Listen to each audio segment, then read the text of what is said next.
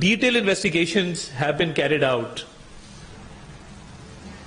when Ijaz Mallah was taken into custody, and he has confessed to his crime.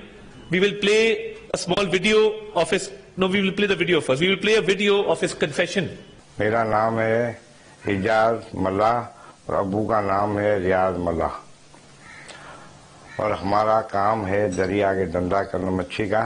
हमारा तालुका शाहबंदर और जिला ठट्टा में हम रहने वाले हैं। हमारा पीछा है मच्छी मारने का धंधा, शिकार करने का मच्छी का, और हमारे बचपन से ही मच्छी मारने के मारते हैं और यही शिकार हमारा है, यही हम काम करते हैं। हमारे सबसे पीढ़ियों से यही काम कर रहे हैं मच्छी का। हम 2025 में और अगस्त के महीने में दरिया में गए थे मच्छी मारने के लिए, तो इंडियन कोस्ट गार्ड वालों ने हमारे को पकड़ लिया। वो हमारे को पकड़ के इंडिया में किसी खुफिया जगह के जेल में उसने रखा। उधर कोई एजेंसी, खुफिया एजेंसी वाले को आए हमारे से पूछें तो आप किस जुर्म में जो आए हैं, उस जुर्म में आपको 2 से 3 साल लग सकता है। तो उसने बोला अगर आप हमारे लिए काम करें तो हम आपको यहाँ छुड़ा सकते हैं। तो उसने मुझे ये भी बोला और उसके बाद हम आपको पैसे और इनामे भी देंगे। तो हमने डर की वजह से, एक तो जेल का डर था और उसने इनाम के लिए बात किया, तो मैंने बोला हामी भर दी तो मुझे आप छुड़ाएं। तो उसने मुझे छुड़ाने के बाद पहले उसने मुझे कोई चीजें बताई। उसने बोला ये सामान लेके आना, और कोई रेंजर्स की वर्दी है या पोस्ट गार्ड वाला रेंजर्स की वर्दी है तो नेवी का और आर्मी का वर्दी ले, और उसके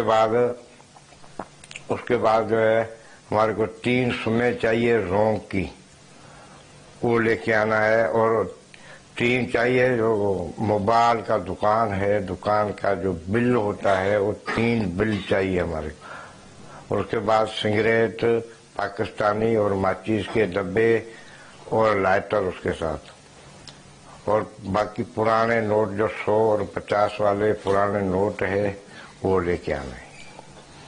उसके बाद उसने मुझे रिहा कराया।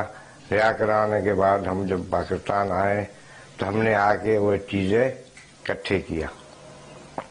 इकट्ठे करने के बाद हमने वो खुफिया एजेंसी का जो ऑफिसर था अशोक कुमार, उसको मैंने एक तस्वीर निकाल के भेज दी, और उसके बाद वो सामान लेके मैं अक्टूबर के महीने में निकल गए, दरिया की तरफ रुख किया।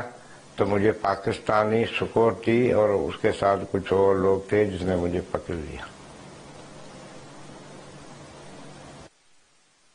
As you've seen very clearly that he has made a confession, and these items were recovered from his custody when he was arrested by Pakistani security agencies.